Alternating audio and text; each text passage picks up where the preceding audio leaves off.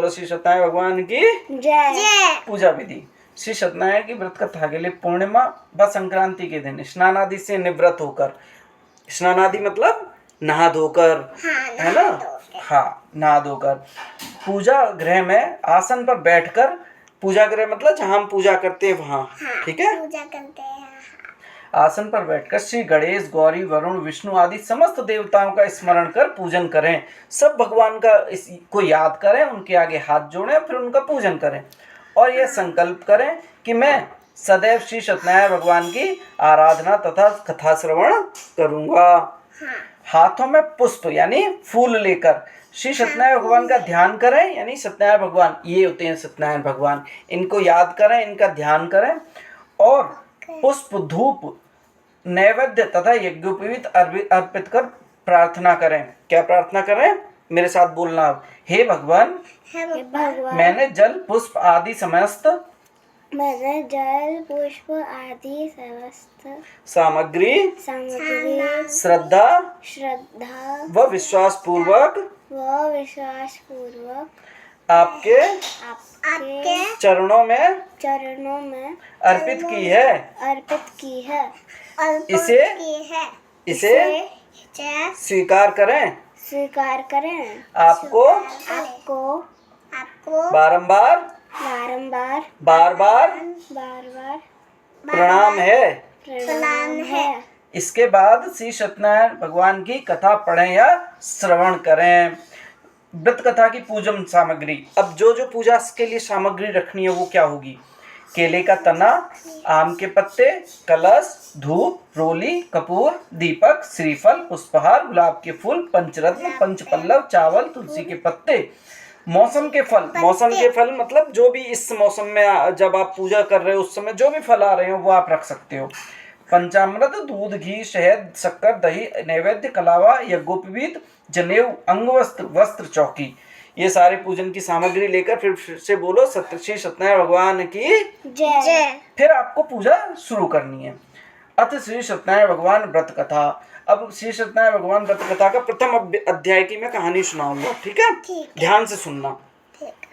एक बार नैमिषारण्य में एकत्र आर्यावर्त अपने भारत देश को पहले आर्यावर्त बोलते थे। क्या बोलते थे? आर्यावर्त। यहाँ रहने वाले सभी को आर्य बोलते हैं।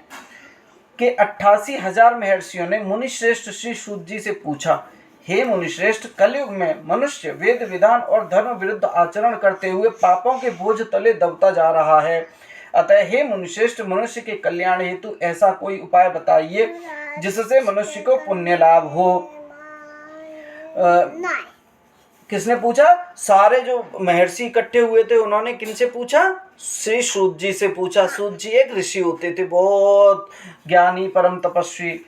तब श्री सूत जी ने कहा, हे ऋषियों, आपने विश्व कल्याण के लिए अच्छा प्रश्न किया है। अब मैं उस मंगलकारी व्रत का वर्णन करूंगा जिसके संबंध में एक बार ब्रह्मर्षि नारद जी ने भगवान लक्ष्मी नारायण से पूछा था और उन्होंने नारद जी से जो कथा कही थी आप उसे सुने। ब्रह्म ऋषि नारद जी मानव कल्याण की इच्छा से अब वो क्या बता रहे हैं? वो बता रहे हैं सूत जी कि एक बार नारद जी ने भी ऐसा प्रश्न विष्णु भगवान से किया था, तो विष्णु भगवान ने उन्हें क्या बताया वो बता रहे हैं। तो अब ध्यान से सुनो। ब्रह्म ऋषि नारद जी मानव कल्याण की इच्छा से विभिन्न लोकों का भ्रमण करते हुए पृथ्वी लोक में पहुंचे। वहाँ अपने अपने कर्मों के अनुसार लोगों को दुखों से पीड़ित देखकर वे बहुत व्यथित हुए और मन में विचार करने लगे कि इन प्राणियों के दुख का निवारण कैसे होगा। जब वे कोई उपाय ना सोच सके तो उन्होंने विष्णु भगवान के सामने उपस्थित हुए। वहाँ नारद जी ने श्वेत वर्ण, अब देखो कैसे हैं विष्णु भगवान, कैसे हैं? श्वेत वर्ण और 4 भुजाओं वाले, शंख, चक्र, गदा और पद्म से सुसज्जित, यानी कि जिनका श्वेत वर्ण है यानी कि सफेद रंग है, 4 भुजाएं हैं, शंख, चक्र, गदा और पद्म अपने पास हमेशा रखते हैं, सुसज्जित देवों के ईश विष्णु भगवान की स्तुति करते हुए कहा, हे नारायण। किसने कहा? नारद जी बोल रहे हैं विष्णु भगवान से। क्या बोल रहे हैं? हे नारायण, आप सर्वशक्तिमान व सृष्टि के पालन करता है। आपका कोई आदि, मध्य और अंत नहीं है। आप सृष्टि के कण कण में विद्यमान हैं और अपने भक्तों की मंगल कामनाएं पूरी करने वाले हैं। मैं आपको नमस्कार करता हूँ। नारद जी की इस प्रकार स्तुति सुनकर विष्णु भगवान मुस्कुराते हुए बोले, हे मुनिवर, निसंकोच होकर अपने आने का कारण बताइए। विष्णु भगवान समझ गए कि नारद जी कुछ तो प्रश्न लेकर कुछ कारण से मेरे पास आए हैं। तब नारद जी ने कहा, पृथ्वी लोक के प्राणी अपने अपने कर्मों के अनुसार विभिन्न योनियों में रहते हुए दुखों से पीड़ित हैं। मुझ पर कृपा करते हुए कोई ऐसा उपाय बताइए जिससे उनका दुख नष्ट हो सके। क्या कहा विष्णु भगवान नारद जी ने कि हम पृथ्वी लोक पर रहते हैं ना, कि पृथ्वी लोक पर हर इंसान किसी न किसी कारण से दुखी है, तो उनका दुख कैसे नष्ट हो, इसके लिए विष्णु भगवान कुछ उपाय बताइए। तो इसके लिए तो फिर विष्णु भगवान ने क्या कहा, आओ इधर बैठो प्रणव। विष्णु भगवान ने क्या कहा, हे नारद, अब मैं ऐसे व्रत का वर्णन करने जा रहा हूँ जिसे करने से विश्व के सभी स्त्री पुरुषों को पापों से मुक्ति मिलेगी। निर्धनता नष्ट होने से मनुष्य आनंद पूर्वक जीवन यापन करेगा। श्री सत्यनारायण भगवान के इस व्रत को करने से उसकी सभी मंगल कामनाएं पूरी होंगी। नारद जी ने जब व्रत हेतु विधि विधान की जानकारी चाही तो श्री नारायण बोले, मनसा यानी मन से, वाचा यानी कि वाणी से, कर्मणा यानी कि अपने कर्मों से शुद्ध होकर मनुष्य भक्ति एवं श्रद्धा भाव से किसी भी दिन यह व्रत कर सकता है। नैवेद्य आदि भक्ति भाव से अर्पित कर ब्राह्मणों को भोजन कराए व दक्षिणा दे। इस प्रकार श्री सत्यनारायण भगवान की आराधना करने से सभी के कष्टों से मुक्ति पाकर वह धन संपन्न व सुखी होकर आनंद पूर्वक जीवन व्यतीत करता है। बोलो श्री सत्यनारायण भगवान की जय। अब हमारा कथा का प्रथम अध्याय हो गया है। अब यहाँ से आगे द्वितीय अध्याय शुरू करेंगे। तो विष्णु भगवान ने क्या बताया नारद जी को कि श्री सत्यनारायण भगवान की पूजा कथा कीजिए, उससे सभी दुखों का निवारण होता है। द्वितीय अध्याय में फिर श्री सूत जी बोले, हे ऋषि मुनियों, अब मैं आप सबको उस निर्धन ब्राह्मण की कथा सुना रहा हूँ जिसने श्री सत्यनारायण भगवान का सबसे पहले व्रत किया। ऐसा भी तो होगा ना कि सबसे पहले किसी को पता चली होगी तो किसी ने व्रत किया होगा। तो कैसे पता चली? प्राचीन समय में वह निर्धन ब्राह्मण काशी में रहता था। भिक्षा मांगकर वह अपना जीवन यापन कर रहा था। ब्राह्मण की दुर्दशा देखकर ब्राह्मणों से प्रेम करने वाले श्री सत्यनारायण भगवान ने एक दिन बूढ़े व्यक्ति का स्वरूप परिवर्तित कर उसके पास जाकर आदर से पूछा। किसने पूछा? श्री सत्यनारायण भगवान ने स्वयं ब्राह्मण के पास जाकर आदर से पूछा, हे ब्राह्मण देवता, तुम इस तरह घर घर भिक्षा मांगकर अनेक कष्टों को सहन करते हुए कैसे जीवन यापन कर रहे हो? दरिद्र ब्राह्मण ने कहा, हे मित्र, आय का कोई साधन न होने के कारण मैं भिक्षा मांगकर अपना जीवन यापन कर रहा हूँ। निर्धन ब्राह्मण की बात सुनकर बूढ़े व्यक्ति ने कहा, हे मित्र, श्री सत्यनारायण भगवान का व्रत करने से सभी कष्टों का निवारण हो जाएगा। श्री सत्यनारायण भगवान की पूजा आराधना करने से तुम्हारी सभी मनोकामनाएं पूरी होंगी और तुम्हारे घर में धन संपत्ति की वर्षा होगी। ब्राह्मण को व्रत करने की विधि बताकर सत्यनारायण भगवान अंतर्ध्यान हो गए। अंतर्ध्यान मतलब वहां से गायब हो गए, विलीन हो गए वहां। निर्धन ब्राह्मण ने बूढ़े व्यक्ति द्वारा बताए व्रत को करने का निश्चय किया। उस रात उसे नींद नहीं आई। वह व्रत करने के बारे में ही सोचता रहा और रात भर श्री सत्यनारायण भगवान का स्मरण करता रहा। प्रातः उठकर सत्यनारायण भगवान का व्रत रखने का निश्चय करता हुआ निर्धन ब्राह्मण भिक्षा मांगने के लिए निकल पड़ा। अब देखो, जब हम भगवान की पूजा की सोचते हैं, भगवान के कुछ काम करने की सोचते हैं, तो भगवान खुद कैसे मदद करते हैं। पहले तो श्री सत्यनारायण भगवान ने खुद ब्राह्मण को बताई कि कौन सी पूजा करनी है। फिर अब उसके पास व्यवस्था नहीं होगी तो उस दिन ब्राह्मण को भिक्षा में बहुत धन मिला, जिससे वो पूजा कर सकेगा ना अच्छे से। घर लौटकर उसने अपने आसपास के लोगों के साथ श्री सत्यनारायण भगवान की पूजा करने व उन्हें व्रत कथा सुनाने के बाद सभी को प्रसाद देकर स्वयं भी प्रसाद ग्रहण किया। कुछ ही दिनों में ब्राह्मण की निर्धनता दूर हो गई। निर्धनता मतलब गरीबी दूर हो गई। उसके घर में धन धान्य की वर्षा होने लगी। हे श्रेष्ठ मुनियों, अब मैं आपको उन लोगों की भी कथा सुनाता हूँ। ये कौन बोले? फिर से सूत जी बोल रहे हैं उन सभी ऋषियों को कि उन लोगों की भी कथा सुनाता हूँ जिन्होंने उस ब्राह्मण से, अब ब्राह्मण ने पूजा की तो उससे पूजा और लोग भी सम्मिलित हुए होंगे, तो उन्होंने उस ब्राह्मण से देखा, सीखा कि कौन सी पूजा करनी है। तो जिन्होंने उस ब्राह्मण से श्री सत्यनारायण भगवान की व्रत कथा सुनकर यह व्रत किया और उनके कष्ट दूर हुए।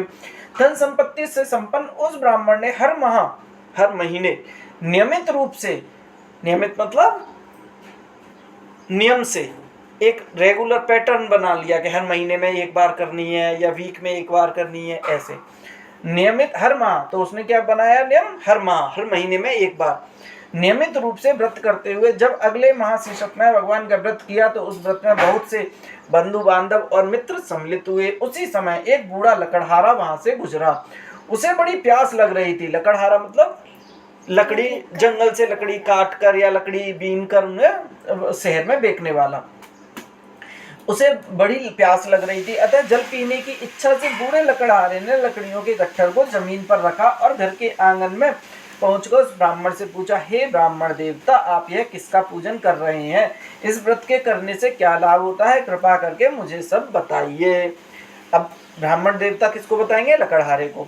बूढ़े लकड़हारे की बातें सुनकर उस ब्राह्मण ने कहा, हे, मैं अपने बंधु बांधवों और परिचितों के साथ श्री सत्यनारायण भगवान की पूजा कर रहा हूँ। इस व्रत को करने से श्री सत्यनारायण भगवान की अनुकंपा से निर्धनता नष्ट होती है और संसार के दुखों से मुक्ति मिलती है।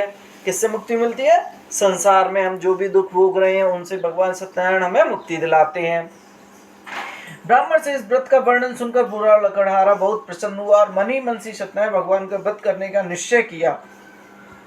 चलते हुए लकड़हारे ने मन में सोचा, आज लकड़ियां बेचने से जो धन मिलेगा उस धन से मैं श्री सत्यनारायण भगवान का पूजन करूंगा। ऐसा विचार करने से उस दिन लकड़हारे को लकड़ियों के अधिक रुपए मिले। देखा, यहाँ भी भगवान विष्णु ने, श्री सत्यनारायण भगवान ने लकड़हारे की भी मदद की। उनको जो रोज धन मिलता था उससे अधिक धन मिला उन लकड़ियों को बेचकर। लकड़हारे ने उन रुपयों से केले, घी, दूध, दही, गेहूं का आटा और शक्कर खरीदा। घर लौटकर लकड़हारे ने देवों की प्रिय काशी नगरी में, काशी नगरी मतलब बनारस, उसको सभी भगवानों की, देवों की प्रिय नगरी बोला जाता है। नगरी मतलब शहर, नगर मतलब शहर। काशी में श्री सत्यनारायण भगवान की पूजा की। उस पूजा में उसके परिवार के व आसपास के लोग भी सम्मिलित हुए। श्री सत्यनारायण भगवान की पूजा और व्रत कथा सुनने के बाद लकड़हारे ने प्रसाद बांटकर स्वयं भी प्रसाद ग्रहण किया। श्री सत्यनारायण भगवान की अनुकंपा से लकड़हारे के घर में धन धान्य की वर्षा होने लगी। उसकी निर्धनता दूर हो गई। श्री सत्यनारायण भगवान की पूजा करते हुए लकड़हारा आनंद पूर्वक जीवन यापन करता हुआ अंत में मोक्ष को प्राप्त कर वैकुंठ धाम को चला गया। बोलो श्री सत्यनारायण भगवान की जय। वैकुंठ धाम मतलब वहां जहाँ श्री हरि स्वयं श्री सत्यनारायण भगवान विष्णु रहते हैं, है ना। तो वहां जाने का मतलब होता है कि इंसान जन्म मृत्यु के चक्र से छूट जाता है। वहां कोई किसी तरह का दुख नहीं होता है। अब 2 अध्याय पूरे हो गए। अब तृतीय अध्याय। श्री सूत जी बोले, हे ऋषि मुनियों, अब मैं आपको आगे की कथा सुनाता हूँ। प्राचीन समय में कनकपुर में उल्कामुख नाम का एक बुद्धिमान तथा सत्यवादी राजा राज करता था। वह प्रतिदिन मंदिर में जाकर श्री सत्यनारायण भगवान की पूजा करता था और निर्धनों को अन्न, वस्त्र और धन दान करता था। उसकी पत्नी सुभद्रा बहुत सुशील थी। वे दोनों हर महीने श्री सत्यनारायण भगवान का व्रत करते थे। श्री सत्यनारायण भगवान की अनुकंपा से उनके महल में धन धान संपत्ति के भंडार भरे थे। उनकी सारी प्रजा बहुत आनंद से जीवन यापन कर रही थी। एक बार राजा और रानी बहुत से लोगों के साथ जब भद्रशिला नदी के किनारे श्री सत्यनारायण भगवान की पूजा कर रहे थे तो नदी के किनारे एक बड़ी नाव आकर ठहरी। उस नाव में एक धनी व्यापारी यात्रा कर रहा था। वह बहुत सा धन कमाकर अपने नगर को लौट रहा था। उसका सारा धन उस नाव में रखा हुआ था। नाव से उतरकर व्यापारी राजा के समीप पहुंचा। अब राजा क्या कर रहा था? सत्यनारायण भगवान की पूजा। तो वहां वो व्यापारी पहुंचा। व्यापारी ने देखा कि राजा बहुत पूजा कर रहा है किसी भगवान की, तो उसको भी उत्सुकता हुई कि राजा ये क्या कर रहे हैं राजन। पहले के समय में क्या होता था ना, सबको पूजा वगैरह की इनकी सबकी विधि पता नहीं होती थी, तो ऐसे एक दूसरे से धीरे धीरे पता चलती थी। तब टीवी, मोबाइल ये सब चीज तो होते नहीं थे, तो ऐसे एक दूसरे को करते हुए देख के पता चलती थी। राजा को पूजा करता देख उसने कहा, हे राजन, आप इन सब लोगों के साथ मिलकर किसकी पूजा कर रहे हैं? इस पूजा के करने से मनुष्य को क्या लाभ होता है? राजा ने व्यापारी से कहा, हर हम हर पूर्णिमा को श्री सत्यनारायण भगवान का व्रत करते हैं और फिर पूजा अर्चना के बाद भगवान का प्रसाद लोगों को बांटकर स्वयं भी प्रसाद ग्रहण करते हैं। सत्यनारायण भगवान की पूजा से दुखियों के सारे दुख दूर होते हैं। राजा की बात सुनकर व्यापारी ने कहा, हे राजन, मैं भी श्री सत्यनारायण भगवान की का व्रत करना चाहता हूँ, कृपा करके मुझे इस व्रत को करने की विधि बतलाएं। अब व्यापारी ने राजा से उस व्रत को करने की विधि पूछी। राजा ने व्यापारी को श्री सत्यनारायण भगवान की व्रत की पूरी विधि बताई। राजा ने व्रत कथा सुनने के बाद व्यापारी को भी प्रसाद दिया। श्री सत्यनारायण भगवान का स्मरण करते हुए व्यापारी ने प्रसाद ग्रहण कर लौटकर अपनी पत्नी लीलावती से कहा, हमारी कोई संतान नहीं है, यदि सत्यनारायण भगवान की अनुकंपा से हमारे कोई संतान हुई तो मैं भी श्री सत्यनारायण भगवान का व्रत अवश्य करूंगा। क्या किया? व्यापारी ने एक संकल्प लिया कि हे श्री सत्यनारायण भगवान, हमारे कोई संतान नहीं है, हमें भी संतान प्रदान करो, और हमारे संतान होगी तो हम भी श्री सत्यनारायण भगवान आपके व्रत कथा और पूजन करेंगे। संतान समझते हो? बच्चे, है ना। व्यापारी के ऐसे निश्चय करने के बाद कुछ समय बाद लीलावती गर्भवती हुई। 10वें महीने में उसने एक सुंदर कन्या को जन्म दिया। व्यापारी ने पुत्री जन्म पर बहुत खुशियां मनाई, लेकिन श्री सत्यनारायण भगवान का व्रत नहीं किया, व्रत करना भूल गया। जब उसकी पत्नी लीलावती ने अपने पति से व्रत करने के लिए कहा तो वह बोला, अभी क्या जल्दी है, इसका विवाह होगा तो मैं अवश्य श्री सत्यनारायण भगवान का व्रत करूंगा। अपने व्यवसाय वगैरह में व्यस्त होने की वजह से उसने टाल दिया कि मैं बाद में भगवान की पूजा कर लूंगा, जब इसके कन्या का विवाह होगा तब। अपने पति के वचन सुनकर लीलावती चुप रह गई। व्यापारी की कन्या का क्या नाम था? कलावती। व्यापारी की कन्या कलावती शुक्ल पक्ष के चंद्रमा की तरह बढ़ने लगी। अच्छा, यह शुक्ल पक्ष का चंद्रमा क्यों बोला है पता है तुझे? शुक्ल पक्ष यानी कि जब अमावस्या से पूर्णिमा की तरफ हम दिन बढ़ते हैं तो अमावस्या तो चंद्रमा होता ही नहीं है, फिर धीरे धीरे चंद्रमा बढ़ने लगता है, बड़ा होने लगता है ना।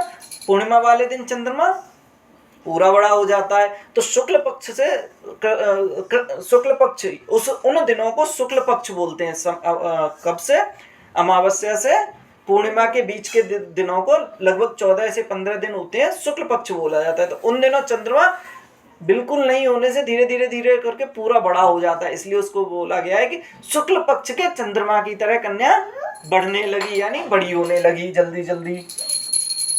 एक दिन व्यापार में बहुत सा धन कमाकर घर लौटे व्यापारी ने अपनी बेटी को सहेलियों के साथ उपवन में घूमते देखा तो उसके विवाह की चिंता होने लगी। उपवन मतलब बगीचा, हाँ, गार्डन। हाँ। व्यापारी ने कलावती के लिए सुयोग्य वर ढूंढने के लिए अपने सेवकों को दूर दूर के नगरों में भेजा। व्यापारी के सेवक कंचनपुर नगर में पहुंचे। उस नगर में उन्होंने एक बड़े पुत्र को देखा। बड़े पुत्र अत्यंत सुंदर और गुणवान था। सेवकों ने वापस लौटकर व्यापारी को उस बड़े पुत्र यानी बड़े मतलब व्यापारी के पुत्र के बारे में बताया। व्यापारी ने उस सुंदर लड़के को देखकर बहुत प्रसन्न हुआ और कलावती का विवाह बड़े धूमधाम के साथ उसके साथ कर दिया। क्या किया? व्यापारी ने अपनी बेटी कलावती का विवाह भी कर दिया। दहेज में उसने बड़े पुत्र को बहुत सा धन दिया। कलावती का विवाह भी हो गया, लेकिन व्यापारी श्री सत्यनारायण भगवान का व्रत करना भूल गया या उसने फिर से व्रत नहीं किया। अब लीलावती यानी कि कलावती की माँ, व्यापारी की पत्नी लीलावती ने अपने पति से कहा, नाथ, आपने कलावती के विवाह पर भी श्री सत्यनारायण भगवान का व्रत करने का निश्चय किया था, अब तो आपको व्रत कर लेना चाहिए। जब हम कोई दृढ़ लेते हैं, संकल्प लेते हैं, वो पूरा करना चाहिए ना। व्यापार से लौटने पर श्री सत्यनारायण भगवान का पत्नी की बात सुनकर व्यापारी ने कहा, अभी तो मैं अपने दामाद के साथ व्यापार करने के लिए जा रहा हूँ, व्यापार से लौटने पर श्री सत्यनारायण भगवान का व्रत पूजा अवश्य करूंगा। यह कहकर व्यापारी ने कई नावों में सामान भरा और अपने दामाद तथा सेवकों के साथ व्यापार करने के लिए निकल पड़ा। व्यापारी ने फिर से इग्नोर कर दिया अपनी वाइफ की सलाह को और पूजा नहीं की और अब व्यापार करने के लिए चला गया। उस व्यापारी द्वारा बार बार व्रत का निश्चय करने और फिर व्रत ना करने से सत्यनारायण भगवान क्रोधित हो गए। अब भगवान को क्रोध आ गया कि ये इसने मुझसे एक संकल्प किया और मुझसे कुछ मांगा, मैंने दे दिया, लेकिन ये अब अपना संकल्प पूरा नहीं कर रहा है और व्यापारी को दंड देने का निश्चय किया। व्यापारी अपने दामाद के साथ रत्नसारपुर में पहुंचकर व्यापार करने लगा। एक दिन कुछ चोर महल में चोरी करके भाग रहे थे। सैनिक उनका पीछा कर रहे थे। भागते हुए चोरों ने सैनिकों से बचने के लिए चोरी का धन अवसर पाकर व्यापारी की नावों में छिपा दिया श्री सत्यनारायण भगवान की माया से।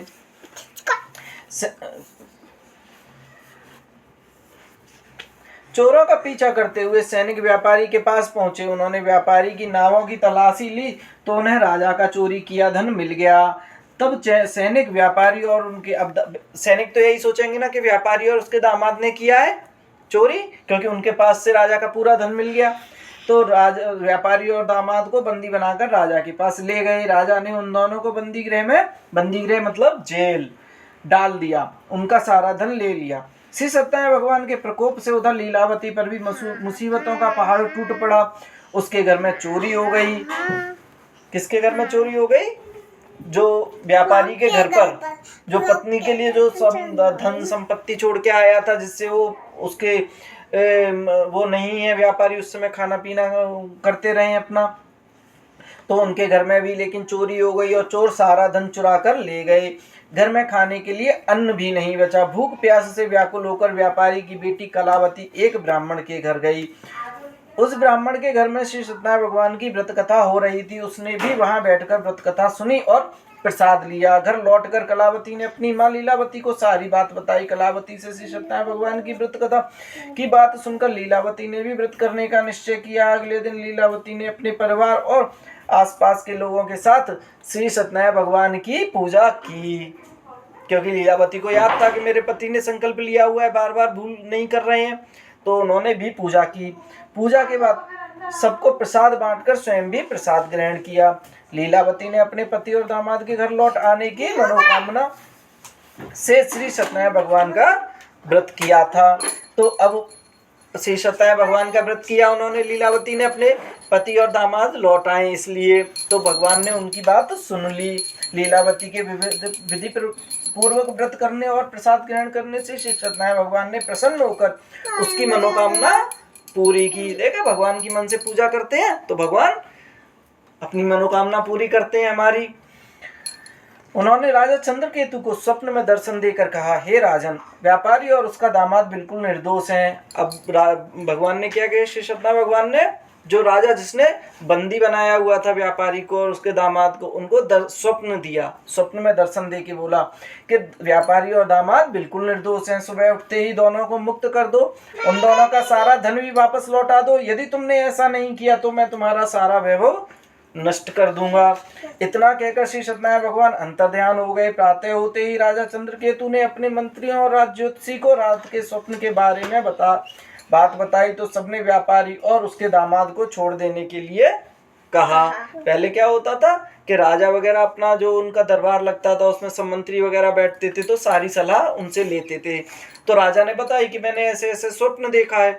तो मंत्री और राजपुरोहित होते थे, जो ब्राह्मण होते थे, तो उन्होंने सलाह दी कि नहीं, अगर भगवान ने ऐसा सपना दिया है तो हमें राजा और वो व्यापारी और दामाद को छोड़ देना चाहिए। राजा चंद्रकेतु ने तुरंत उस व्यापारी और उसके दामाद को छोड़ दिया, उनका सारा धन भी वापस कर दिया। इस प्रकार श्री सत्यनारायण भगवान की अनुकंपा से व्यापारी और उसका दामाद दोनों खुशी खुशी अपने नगर की ओर चल दिए, क्योंकि वो फाइनली बंदी गृह से मुक्त हो गए। बोलो श्री सत्यनारायण भगवान की जय। चलो चतुर्थ अध्याय। अब श्री सूत जी बोले। श्री सूत जी कौन? जो शुरू में सभी ऋषि मुनियों को कथा सुना रहे हैं। उस व्यापारी ने अपने दामाद के साथ शुभ मुहूर्त में नावों द्वारा रत्नसारपुर से प्रस्थान किया। लंबी यात्रा करने के बाद व्यापारी ने एक नगर के किनारे नावों को रोककर भोजन किया और फिर दोनों विश्राम करने लगे। तभी श्री सत्यनारायण भगवान साधु के रूप में व्यापारी के पास पहुंचे। अब श्री सत्यनारायण भगवान फिर से देखने आ रहे हैं कि अभी भी ये संभला है व्यापारी या नहीं संभला है, तो उसका फिर से टेस्ट लेने आ रहे हैं और पूछा, हे वणिक, तेरी नावों में क्या लदा हुआ है? व्यापारी ने सोचा, दंडी साधु अवश्य ही कुछ मांगने की इच्छा से सामान के बारे में पूछ रहा है। यह सोचकर व्यापारी ने झूठ बोला, हे दंडी, मेरी नावों में तो बेल और पत्र भरे हुए हैं। बेल पत्र यानी कि पेड़ पौधे, इनकी ये चीजें भरी हुई हैं। व्यापारी के झूठे क्योंकि व्यापारी को क्या लगा कि दंडी साधु कुछ मांगने आए हैं। व्यापारी के झूठे वचन सुनकर सत्यनारायण भगवान ने क्रोधित होते हुए कहा, हे वैश्य, जो तुमने कहा है वही सत्य होगा। इतना कहकर श्री सत्यनारायण भगवान कुछ दूर जाकर अंतर्ध्यान हो गए। उधर व्यापारी दंडू साधु को वहां से खाली हाथ लौटाकर बहुत प्रसन्न हुआ। व्यापारी ने सोचा कि मैंने लौटा दिया, मैं बिना कुछ दिए साधु महाराज को। लेकिन जब व्यापारी ने अपनी नावों में बेल और पत्ते भरे हुए देखे तो वह विलाप करने लगा। विलाप मतलब रोने लगा और अपने झूठ बोलने पर प्रायश्चित करने लगा। रोते रोते व्यापारी मूर्छित बेहोश हो गया। उस कुछ देर बाद जब उसकी मूर्छा नष्ट हुई तो उसके दामाद ने कहा, आप दुखी मत होइए, यह सब उन दंडी साधु के शाप के कारण हुआ है। दामाद समझ गया कि ये सब क्यों हुआ है, पूरा धन धान्य बेलपत्र में क्यों बदल गया है। अब वही दंडी साधु हमें इस विपत्ति से छुटकारा दिला सकते हैं। दामाद के वचन सुनकर व्यापारी दंडी साधु की तलाश में चल दिया। कुछ देर ढूंढने पर उसे एक वृक्ष के नीचे दंडी साधु के रूप में श्री सत्यनारायण भगवान मिल गए। व्यापारी ने दंडी साधु के चरणों में गिरकर क्षमा मांगी। दंडी स्वरूप श्री सत्यनारायण भगवान बोले, हे बड़े पुत्र। अब श्री सत्यनारायण भगवान को समझ में आ गया कि इसको अपनी गलती का एहसास हो गया है, तो फिर उसको समझाते हैं। हे बड़े पुत्र, तेरे झूठ बोलने के कारण मैंने तुझे दंड दिया है। तूने बार बार मेरी पूजा करने के लिए कहा लेकिन कभी पूजा की नहीं। व्यापारी ने तब हाथ जोड़कर कहा, हे भगवान, आप तो दीन दुखियों के कष्ट दूर करने वाले हैं, मेरी इस गलती को भी क्षमा करें। आपके रूप को तो ब्रह्मा भी नहीं जान पाते, फिर भला मैं अज्ञानी कैसे आपकी इस लीला को समझ पाता। अब मैं जीवन में कभी झूठ नहीं बोलूंगा, सदैव श्री सत्यनारायण भगवान का व्रत और पूजा किया करूंगा। आप मुझ पर अनुकंपा कीजिए। व्यापारी की क्षमा याचना सुनकर दंडी साधु ने उसे क्षमा कर दिया। देखा श्री सत्यनारायण भगवान कितने दयालु होते हैं, तुरंत क्षमा कर दिया बस एक बार क्षमा मांगने पर। उसी समय व्यापारी की नावों में भरे हुए बेल और पत्ते धन धान्य में परिवर्तित हो गए। वापस से बेल पत्ते किसमें बदल गए? धन धान्य में। व्यापारी ने अपने सेवकों के साथ अगले दिन श्री सत्यनारायण भगवान का व्रत करके उनकी पूजा की। फिर व्यापारी ने वहीं जहाँ नदी किनारे थे ना, वहीं पर अपने जो भी नौकर चाकर सेवक थे उनके साथ में पूजा कर ली। सबको प्रसाद वितरित करके स्वयं भी प्रसाद ग्रहण करके व्यापारी अपने नगर की ओर चल पड़ा। अपने नगर में पहुंचकर व्यापारी ने एक सेवक को अपने घर भेजा। सेवक ने लीलावती को सूचित किया। उस समय लीलावती और कलावती दोनों श्री सत्यनारायण भगवान की पूजा कर रही थी। पति और दामाद के लौट आने का समाचार सुनकर लीलावती ने पूजा पूरी करके प्रसाद ग्रहण करने के बाद कलावती से कहा, बेटी, मैं नदी किनारे जा रही हूँ, तू भी प्रसाद ग्रहण करके शीघ्र ही आ जा। कहकर लीलावती नदी की ओर चल पड़ी, परंतु कलावती पति से मिलने की खुशी में प्रसाद ग्रहण किए बिना ही घर से निकलकर नदी के किनारे जा पहुंची। उसके प्रसाद न ग्रहण करने के कारण सत्यनारायण भगवान क्रोधित हो गए। उन्होंने व्यापारी की नावों को नदी में डुबो दिया। अपने पति को वहां न देख कलावती ने रोना शुरू कर दिया। क्यों? क्योंकि वो प्रसाद लेके नहीं आई थी ना, तो श्री सत्यनारायण भगवान ने सोचा कि इनको समझाया जाए। तब व्यापारी ने कहा, पुत्री, अवश्य ही तुझसे कोई भूल हुई है, इसलिए श्री सत्यनारायण भगवान ने तुझे दंड दिया है। तब व्यापारी ने श्री सत्यनारायण भगवान से प्रार्थना की, हे भगवान, मेरे परिवार के किसी स्त्री पुरुष से कोई भूल हुई हो तो उसे अवश्य क्षमा कर देना। तभी आकाशवाणी हुई। व्यापारी की बात सुनी विष्णु भगवान ने, तो उन्होंने फिर आकाशवाणी हुई, हे बड़े पुत्र, तेरी कन्या मेरा प्रसाद ग्रहण किए बिना ही चली आई है। यदि अब घर पहुंचकर तेरी कन्या प्रसाद ग्रहण करके वापस आए तो उसे पति के दर्शन होंगे। कलावती ने वैसा ही किया। कैसा किया? कलावती ने वापस अपने घर गई, सत्यनारायण भगवान का प्रसाद ग्रहण किया और वहां से वापस आई। जब वापस आई तो उसके प्रसाद ग्रहण करके वापस लौटने पर नावें जल के ऊपर आ गईं। वो तो भगवान की माया थी, लीला थी, उन्होंने गायब कर दिया था सब कुछ। दामाद भी सुरक्षित नदी से निकल आया। जब घर लौटकर व्यापारी ने अपने परिवार के साथ मिलकर विधि अनुसार श्री सत्यनारायण भगवान की पूजा की। उसकी सभी इच्छाएं पूरी हुई। अब श्री सत्यनारायण भगवान की पूजा करना प्रारंभ कर दिया व्यापारी ने। बोलो श्री सत्यनारायण भगवान की जय। पंचम अध्याय। श्री सूत जी बोले, हे ऋषि मुनियों, मैं और भी कथा सुनाता हूँ। कौशलपुर में एक राजा था, तुंगध्वज। अब ये एक और कहानी सुना रहे हैं। प्रजा उनकी छत्र छाया में आनंद पूर्वक रह रही थी। राजा तुंगध्वज जो अपनी प्रजा के सुख दुख का बहुत ध्यान रखता था, लेकिन एक बार उसने श्री सत्यनारायण भगवान का प्रसाद ग्रहण नहीं किया। तब सभी को चिंताओं से मुक्त करके धन संपत्ति से भंडार भरकर प्राणियों को जीवन के सभी सुख देने वाले श्री सत्यनारायण भगवान ने राजा को प्रसाद ग्रहण न करने का दंड दिया। एक दिन राजा तुंगध्वज जंगल में हिंसक पशुओं का शिकार करने निकला था। शिकार का पीछा करते हुए वह अपने सैनिकों से अलग हो गया और देर तक हिंसक जानवरों का शिकार किया। अतः कुछ देर विश्राम करने के लिए वह एक वृक्ष के नीचे बैठ गया। समीप ही कुछ चरवाहे श्री सत्यनारायण भगवान की पूजा कर रहे थे। राजा ने उनके पास से गुजरते हुए श्री सत्यनारायण भगवान को नमस्कार नहीं किया। चरवाहों ने जब राजा को पूजा के बाद प्रसाद दिया तो राजा ने प्रसाद भी ग्रहण नहीं किया और घोड़े पर सवार हो अपने नगर की ओर चल दिया। राजा जब नगर में पहुंचा तो देखा कि उसका सारा वैभव नष्ट हो गया है। श्री सत्यनारायण भगवान के प्रकोप से राजा निर्धन हो गया। तब राज ज्योतिषी ने राजा से कहा, हे महाराज, आपसे अवश्य ही कोई भूल हुई है। अगर आप उस भूल का प्रायश्चित कर लें तो सब कुछ पहले जैसा हो जाएगा। राजा को तुरंत अपनी भूल का स्मरण हुआ। क्या भूल की थी? राजा ने प्रसाद ग्रहण नहीं किया था, भगवान को प्रणाम नहीं किया था। अतः मंदिर में जाकर राजा ने श्री सत्यनारायण भगवान से क्षमा मांगी और उनकी पूजा की। पूजा के बाद प्रसाद ग्रहण करने से श्री सत्यनारायण भगवान की अनुकंपा से चमत्कार हुआ। राजा का खोया वैभव पुनः लौट आया। श्री सत्यनारायण भगवान की अनुकंपा से जीवन के सभी सुखों का भोग करते हुए अंत में राजा मोक्ष को प्राप्त हुआ। श्री सत्यनारायण भगवान के व्रत पूजा को जो भी मनुष्य करता है उसके सभी दुख चिंताएं नष्ट हो जाती हैं। सभी मनोकामनाओं को प्राप्त कर मनुष्य मोक्ष को प्राप्त कर सीधे वैकुंठ धाम को जाता है। श्री सूत जी ने कुछ पल रुककर कहा, हे श्रेष्ठ मुनियों, श्री सत्यनारायण भगवान के व्रत को पूर्व जन्म में जिन लोगों ने किया उन्हें दूसरे जन्म में भी सभी तरह के सुख प्राप्त हुए। व्रत सतानंद अब ये बता रहे हैं कि जिन्होंने सत्यनारायण भगवान का व्रत किया था उन सभी को अगले जन्म में क्या मिला या अगले जन्म में उन्होंने भगवान की भक्ति कैसे की। तो व्रत सतानंद ब्राह्मण ने पूर्व जन्म में सत्यनारायण भगवान का विधिवत व्रत किया तो दूसरे जन्म में सुदामा के रूप में भगवान की पूजा करते हुए अंत में मोक्ष को प्राप्त कर वैकुंठ धाम को चले गए। उल्कामुख नाम का राजा अगले जन्म में राजा दशरथ के रूप में मोक्ष को प्राप्त कर वैकुंठ को गए। यानी कि उनके राम श्री विष्णु भगवान स्वयं राम के रूप में पुत्र बनकर आए। व्यापारी ने मूरध्वज के रूप में जन्म लिया और अपने पुत्र को आरे से चीरकर भगवान की अनुकंपा से वैकुंठ धाम को प्राप्त किया। राजा तुंगध्वज अगले जन्म में मनु के रूप में जन्म लेकर सत्कर्म करते हुए मोक्ष को प्राप्त कर वैकुंठ धाम को चले गए। हे ऋषि मुनियों, श्री सत्यनारायण भगवान का व्रत और पूजा मनुष्य को सभी चिंताओं से मुक्त करके अंत में मुक्ति पाकर मोक्ष प्रदान करता है। बोलो श्री सत्यनारायण भगवान की जय।